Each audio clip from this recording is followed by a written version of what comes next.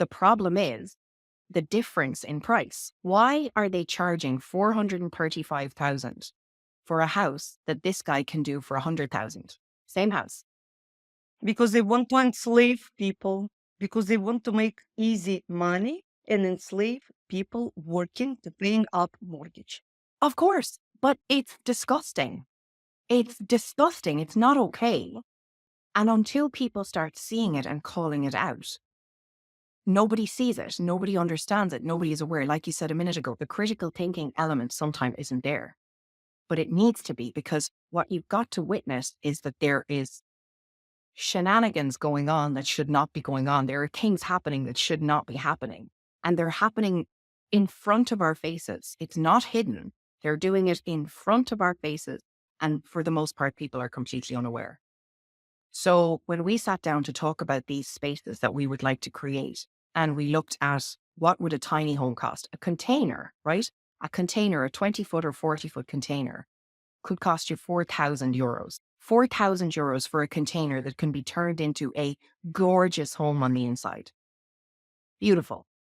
Tiny homes that could be built and turned into beautiful spaces. Modular homes, they're going to be a bit more expensive, but that can work.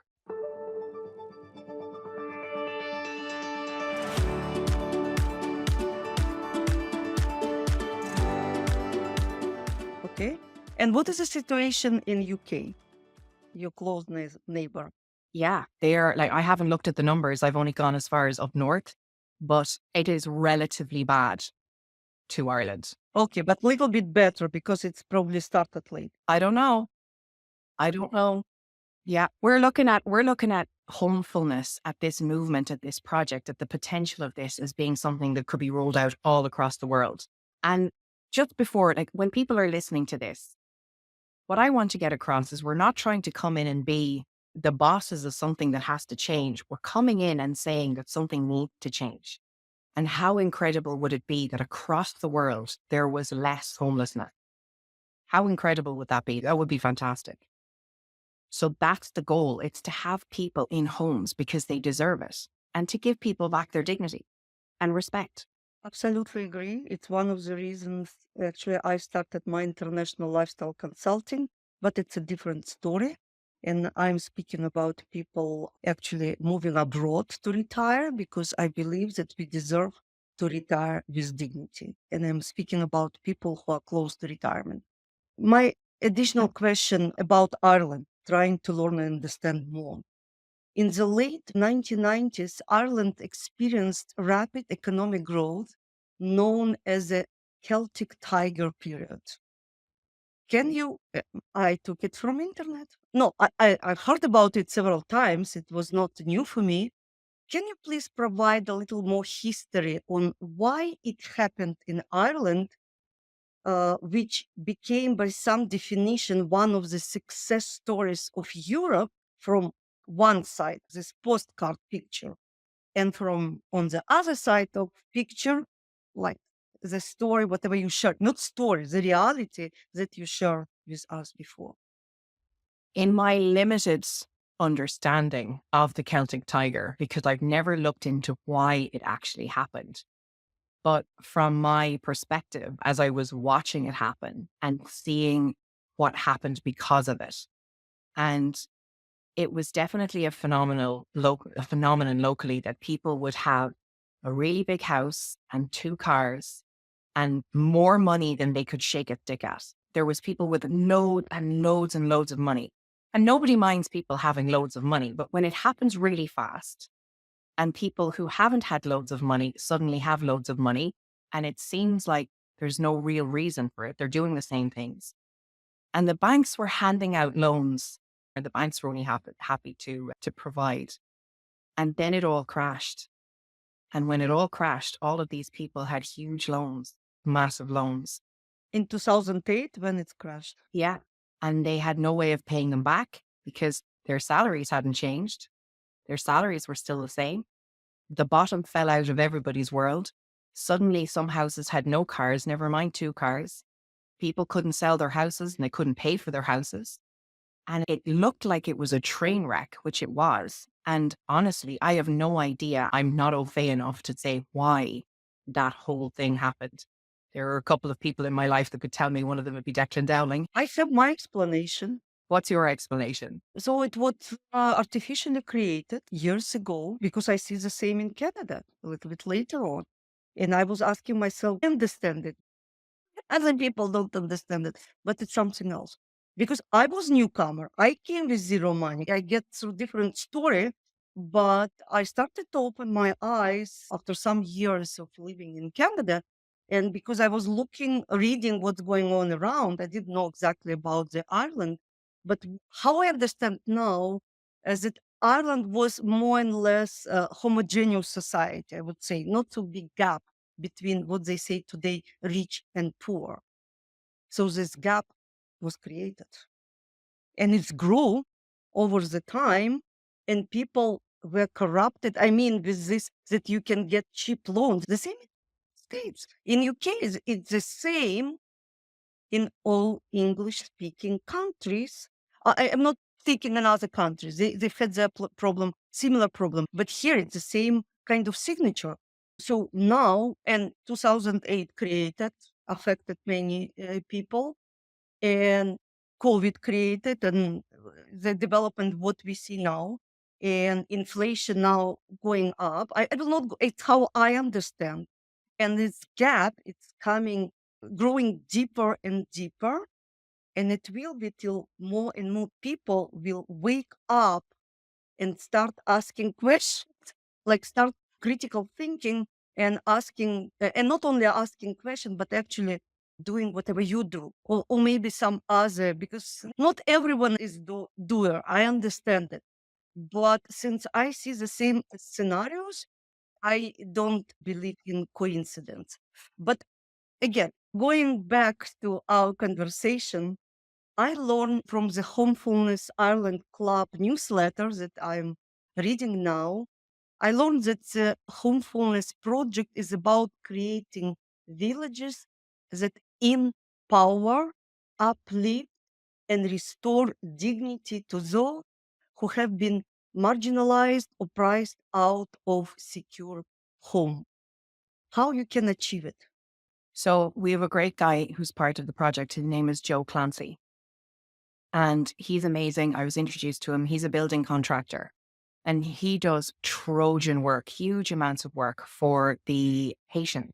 He sends trucks over, he goes over himself. He's a really beautiful soul. And so through all of our meetings, we started to talk about what could be possible if these villages were created, if these spaces were created. And Joe is a researcher. He's incredible. He'll go and he'll research all of the latest builds, all of the things that are possible, from pods to modular homes, to log cabins, to tiny homes, to container villages. And he would find things from different places that could potentially suit us and will cost them and see what they would come up with. And it's incredible when you look at how inexpensively you can make something, a home, in comparison to what people are being charged normally. And something came up here a while ago, and it was just an article I read maybe 2 or 3 weeks ago. And it was, and I'm going to get this wrong, I'd have to find the article, but I'll just basically say what it was. There is a guy locally who builds modular homes. He builds steel frame modular homes for 100 grand, 100,000 euros. The same house that's being built for now, who did he say it was for? I'm nearly sure it was for new people that were coming into the country. They were pricing at 435,000, 4 times the price. For newcomers? For refugees? I think it could have been, now I don't want to get this wrong, but I think they said it was for asylum seekers.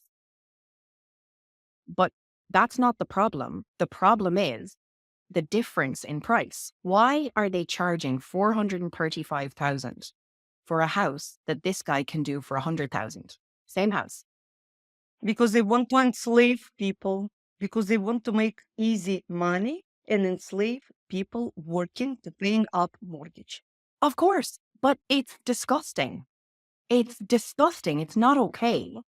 And until people start seeing it and calling it out, Nobody sees it. Nobody understands it. Nobody is aware. Like you said a minute ago, the critical thinking element sometimes isn't there, but it needs to be, because what you've got to witness is that there is shenanigans going on that should not be going on. There are things happening that should not be happening. And they're happening in front of our faces. It's not hidden. They're doing it in front of our faces. And for the most part, people are completely unaware. So when we sat down to talk about these spaces that we would like to create, and we looked at what would a tiny home cost, a container, right? A container, a 20-foot or 40-foot container could cost you €4,000. €4,000 for a container that can be turned into a gorgeous home on the inside. Beautiful. Tiny homes that could be built and turned into beautiful spaces.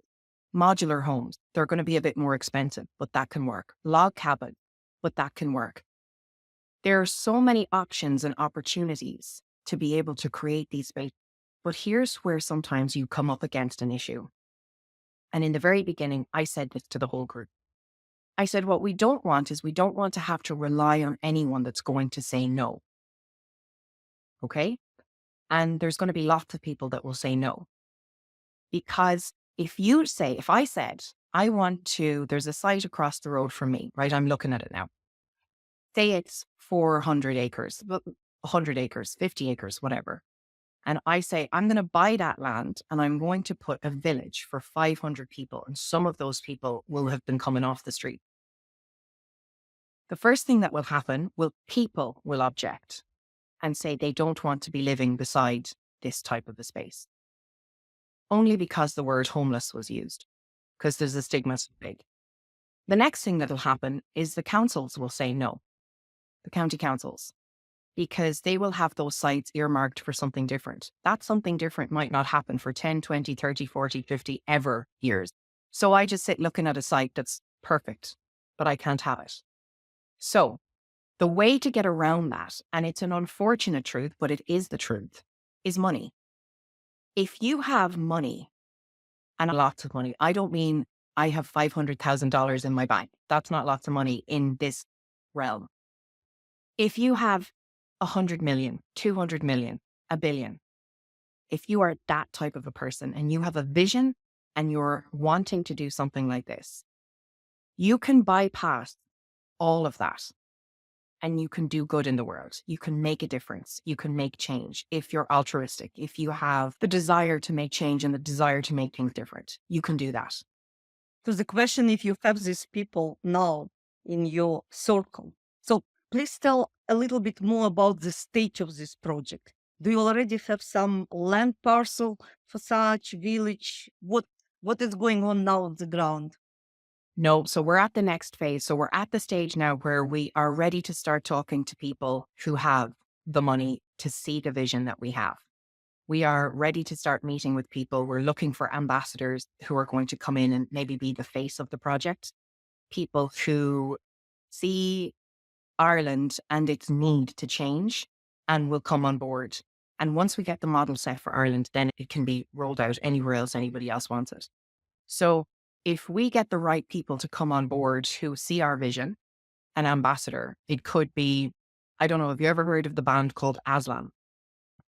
Oh, it was an amazing band. And the lead singer, he died, and he was just one of the nicest people. And I saw him at a seminar and I spoke to him afterwards and I asked him, would he be part of it? And he said he would.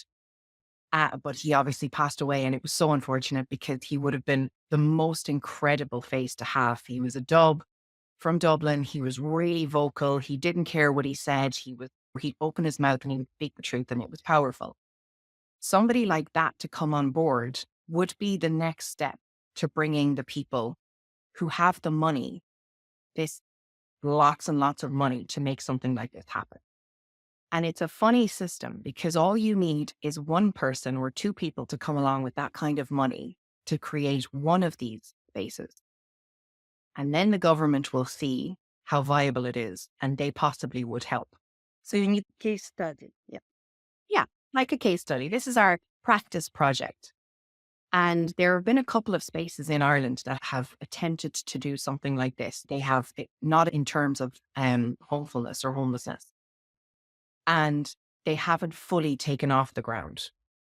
because there's always something to stop them. And if you don't have the right group of people with the vision in mind who don't say no ever, then you'll always be held back by something. So we're at the stage now where we're looking for our ambassadors, a couple of ambassadors to come on board. We have the foundation solid, we have our social media solid, we have our website, we have 2 songs written, we have incredible people coming into the conversation. We're looking at the ways in which we can bring this whole project together. Once we have the ambassadors, then the next phase will follow. So 2025 is a 2-phase part of this project and it should be good. I see. One of the reasons I launched this podcast, Eco Living, Free Private Cities and Intentional Communities. I know it's a long name. I'm trying to shorten it sometimes because I was thinking about what's going on in the world, and I started to follow projects, actually grassroots projects, when people starting to build their own communities, trying to connect like-minded people, or they would say for like-minded people in Mexico, in United States, in Latin America.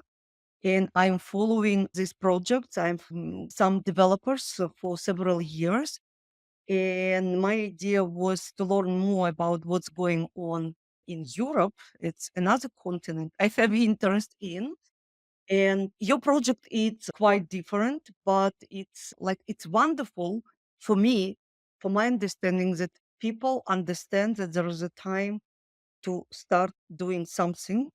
And even it's different, and I have several different episodes, and it will be shared with people who are, I hope, will find it and listen to spread the word, to provide information and maybe some models or community models that can be taken out by other people living in other countries, or even to help you in Ireland with building this or other communities, because I understand you have idea to spread the project again format worldwide. And I can tell you that modular home, tiny homes, or sustainable living, it's all what my projects are speaking about, because it's common sense and because people understood the price of the home buildings and what's going on. It's different from what it is on the market. And some people are looking, actually, it's creating of the parallel, I would say, movement for freedom loving people, many of them libertarians, who are built, who want to get out of the government because government does not help them, or vice versa, and build their own community. I'm really interested and would like to support such a project like all over. And you're representing the first project of this kind in Ireland. Actually, it's a unique project because in other projects, they're speaking about coiners, about libertarians, about refugees, about different people who need homes. You are speaking specifically about homelessness in your own country, which is it's how it should be. And again, going back to your project, and I believe there are more and more homeless people, and as amount will grow as we speak. How would you select residents for the first village? And because I believe many people are now without home, and you mentioned, not you mentioned, I read that it will be up to 500 villages. And I don't know why it's so small. Probably there's a reason. Something that I learned in 2020. So I was meeting with a group of people who were all quite similar to me. They were all critical thinkers. They were all, why is this happening? What's going on? Why has this all happened in this moment? And there was 44 of us. And what I noticed was the more there were, the less leadership there was, because a lot of people had a lot of opinions and wanted to take the group in different ways. And it was a fascinating, you could almost call it an experiment to look at what needed in a society. And one of my friends at the time, she said, I think we do need a dictatorship, a good dictatorship, but a dictatorship. And I said to her, what do you mean by that? How do you mean we need a dictatorship? And she said, sometime somebody needs to be the one to crack the whip, not in a mean way, not in a bad way, but somebody needs To make decision, just to make decision. Otherwise, you stagnated. You're on the same place. Absolutely. Really simple. And it's not something I disagree with. I think absolutely somebody needs to lead things. And maybe there's a group of people that are leading things. And that doesn't necessarily have to be us. We're leading the project, but we don't need to be the leaders inside of the village. We're not looking for power or control or any of those kind of things. But when you get to a certain number, it's too many. And what came to mind is if we had 500 in a village, that's a lovely, manageable number for everybody to care about each other, for everybody to actually connect in community, for people to meet in the hall, in the community hall, for people to gather together, maybe in a square, for people to check on each other. Hi, how are you doing? Are you okay? Is there anything I can do for you? Is there anything I can do for you? Bringing it back to old school communities, old school neighborhoods, old school tribes, where everybody actually cared about each other and everybody needed to make sure that everyone was okay in order for the society to actually grow and succeed. And the more I thought about it, the more I thought, isn't that interesting? Imagine if homefulness was actually the way that society could grow intentionally and on purpose, right? Because homelessness separates. Oh my God, they're homeless. They over there, they're homeless. So there's an us and a them. Homefulness brings everybody together in a beautiful space. And that only makes a community stronger. So all of these communities would be linked, but they would be separate only because they would be in separate places. But there would be this beautiful link between all of these villages, that in every one of these villages, everybody cared about each other. You care about your neighbor. You care about the old couple who need to go for physical therapy together, or maybe they need a hand with their gardening. You care about the mom and her two kids who might need a babysitter because she wants to go out for a drink with her girlfriends. You care about the people who are in your space because it's nice to care about people. And that's what keeps people cohesive and together and connected. So the number was arbitrary, it just came to my mind. And I thought maybe we should have this as a small number, as 500 in each village, so that everybody would care and connect. That's where that came from. So how you would select people? Because again, many of them homelessness now in the future, they have depression, they have different probably diseases or state of mind after living on the street, no doubt. And to start this new way of living and thinking when even people who are living more prosperous life, I would say, sometimes don't understand each other. How to create cohesive communities? It's, by the way, the question that I'm asking in each of my interviews for each leader of the community. So I think that's twofold. The first part I'll answer is the second part of your question, is how to create that cohesive community. And that's why every single one of the villages needs to have a community hall and a medical center. And the medical center needs to be normal medical and holistic medical, holistic wellness. And I love, this is me speaking, so I'm only speaking for myself, but I've seen it work in so many spaces. Community groups are fantastic. And when you have people who are dealing with lots of the same things, so there's a lot of people that are feeling depression, there are a lot of people feeling anxious, there are a lot of people with different types of illnesses or diseases. There's groups of people that have these same things. If you have a community center, a community hall, coaches, physiotherapists, a holistic wellness specialist, therapists, who are willing to do group work with the people inside in the village. Again, you're bringing it back to that collective community. Somebody cares enough to bring a group of people together in a group and to sit with them and hear them and listen to them. Most of the time, that's all any of us want. We want to be heard, we want to be listened to, or we want to be helped. Sometimes we won't ask for the help because we feel too proud or we feel like we might be a burden. But that's somewhere in our system. I really wish I could ask for help right now, and I don't know who to ask. Inside the villages, inside the communities, you'll have somebody to ask, and everybody will care enough to ask you, how are you getting on today? Are you okay? What do you need? Great. That's on over there. That's on over there. There's your group over there.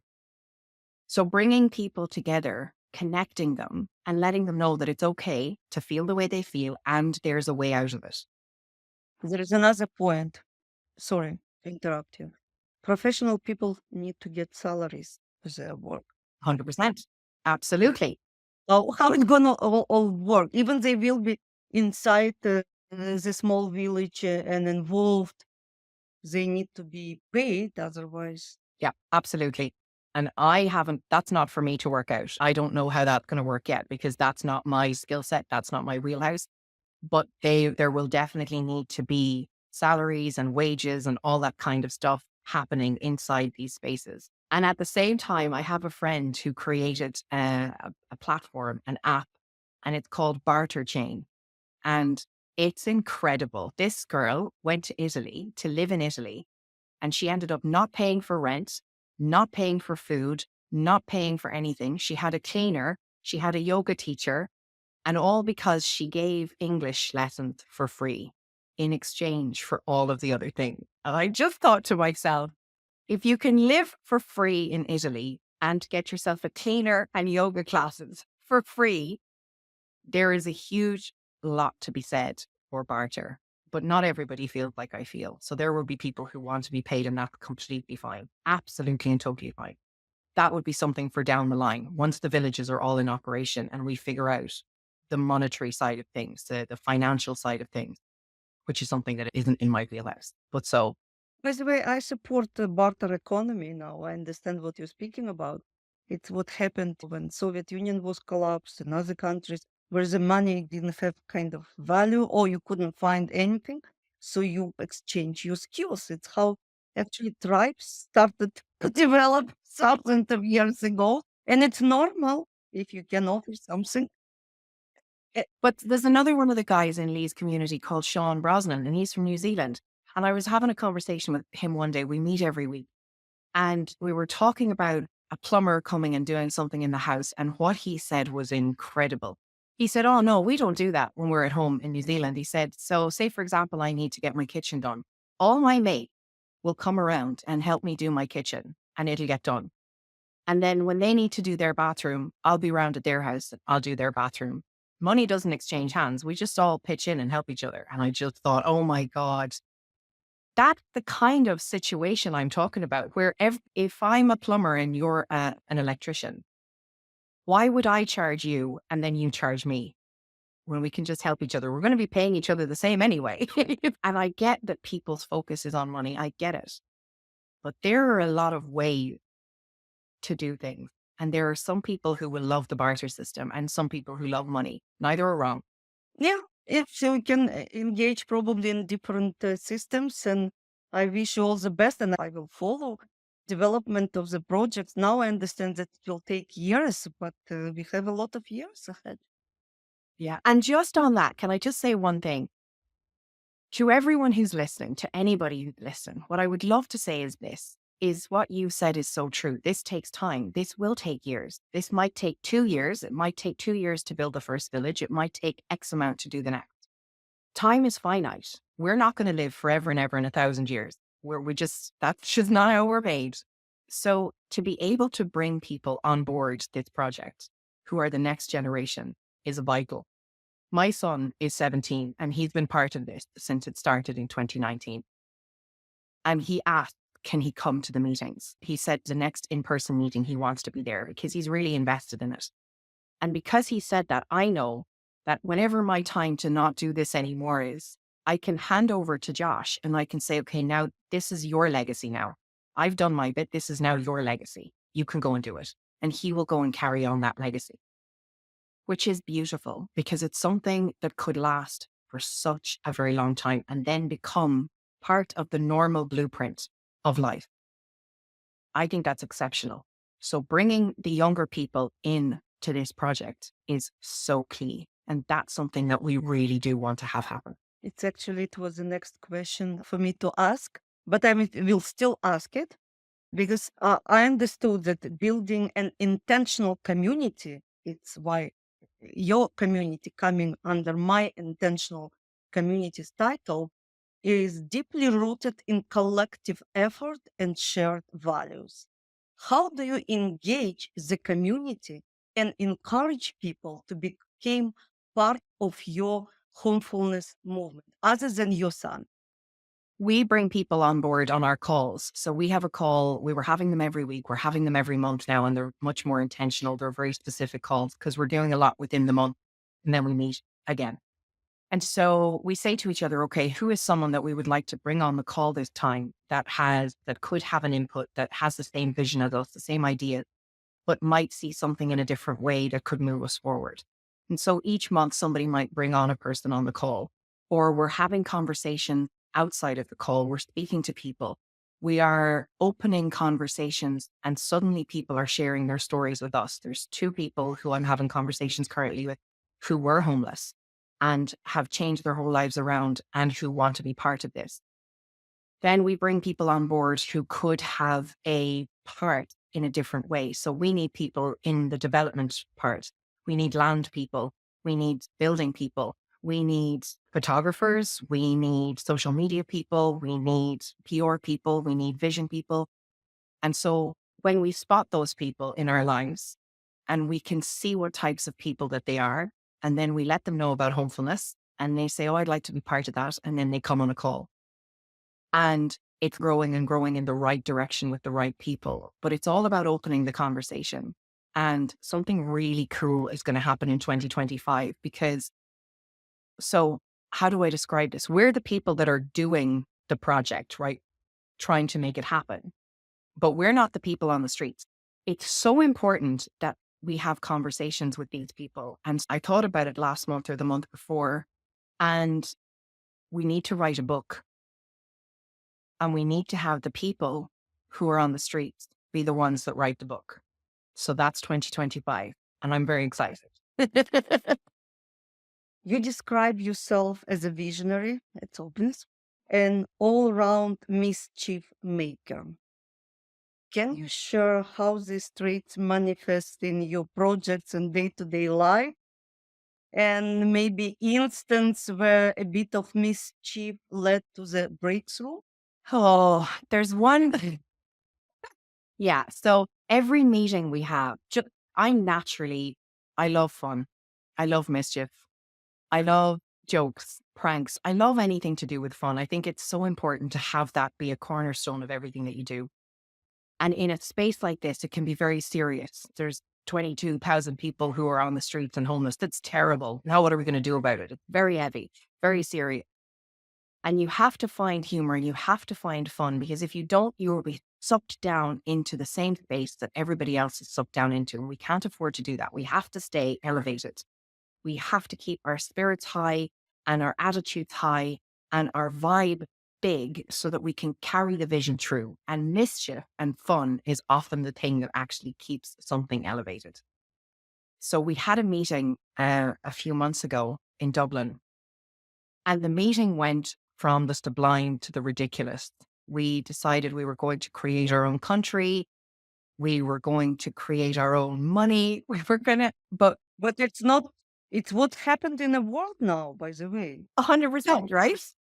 Like it's not completely ridiculous. Like I have several episodes speaking about people who created their own country. But that's what I said. So the guys are sitting there and they're going, maybe we shouldn't be going so wild. And I said, hang on a minute. Here's the thing. What's happening now is wild. It is ridiculous. For 22 to 30,000 people to be homeless is ridiculous. It's crazy. It's insane. So why can't we match the ridiculousness on the other side? Why can't we match the insanity on the other side? What is wrong with opening our mind to the potential and genius of let's just create our own country? Let's create everything from scratch in the most incredible way and see what happens. If somebody else can do it, why can't we do it? Do you know what I mean? And I say this to my sister all the time. She did her master's in family support recently. And I was going through stuff with her, and she's incredible and she's so clever. And she was saying, no, I have to do it this way. This is the way the college said that I have to do it. So I have to do it this way. And I looked at her and I went, okay, the first person to create psychology. And she said, yeah. And I said, did they follow someone else's rule? And she sat back and she looked at me and she goes, no. And I said, exactly. So at what point are you going to stop following everybody else's rules and instead create something for yourself? That's where the mischief comes in. It's that moment where you go, No, it's not mischief. For me, it's critical thinking. It's opening your mind to the possibilities and opening your eyes to what's going on around. yeah, and then taking it and run with it. So yeah, that's where the mischief comes in. So now I'm even more curious. Like, you see the opportunity to create enclave, your company enclave inside Ireland with a kind of own rules, like autonomy, I would say. Is it possible? Oh, it'd be just, anything is possible. Like you said, when you read out the stuff about me, anything is possible. You just have to be willing to trust that it's possible.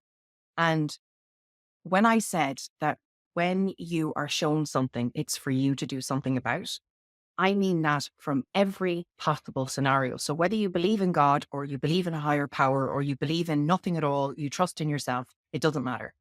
When you have a feeling and you have a desire and you have a dream and you have an idea to do something, then there's nothing that can stop you doing that thing except yourself. You're the only limit that is in your way.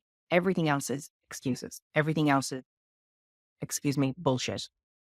You have to be able to take what you're seeing and run with it. So anything is possible. We could create whatever we want in any way we want because we're all free people at the end of the day. Finally, what advice would you give to our listeners who are, I believe, inspired to start or join an intentional community or eco-living project? Where should they start? Don't ask yourself any questions of why. If you have a desire to go and do something, if you have a desire to start something or become part of something that's already been started, don't ask yourself why, because the desire comes from a specific place. Either you've been given it inspirationally by the higher power that you believe in, or your own core and your own source is what bubbled it up inside you. It's there for a reason. We don't get given things for no reason, ever. They are there for a reason. Every dream, every idea is given to us for a reason. So the minute you have that feeling, start to explore it. Find people who are in that space. Ask them what it's like, or don't even do that and just go and join it. Be open and discerning. When you jump into a community, when you jump into a space and you haven't done your work to find out what that space is like beforehand, and then you're surprised because it might not be something that you had wanted to get involved in, like a cult, because that's what happens in cults. We jump into them and we go hell for leather and focused, and then you realize not what you wanted and backpedal, backpedal, backpedal. That was your choice. You've got to be discerning before you jump into something. So find out if it's the space that you want to be part of. There's lots of spaces. There's lots of people doing incredible things. And watch the people who are doing the incredible things. Are they the kind of people that you want to be around? Do they have the level of vision that you want to have? Are they willing to talk about it openly? Do they talk about limits? Do they talk negatively? If people are talking about limits and talking negatively and saying that's been tried before and it won't work, they're not the people that you want to be involved with. Because at some point they will limit themselves. They will stop themselves from doing the thing that they say they want to do. So I would say just go for it. If you want to be part of it, then allow your inspiration to bubble up and just go for it. Thank you very much, Ciara. It was amazing conversation. And I believe it's just beginning. It's our first conversation because I would like to follow up when your community will be on the next stage and inform our followers what's going on, because I believe in grassroots movement and I really wish you the very best success in your personal and especially in this project. And today I was speaking with Ciara Heneghan.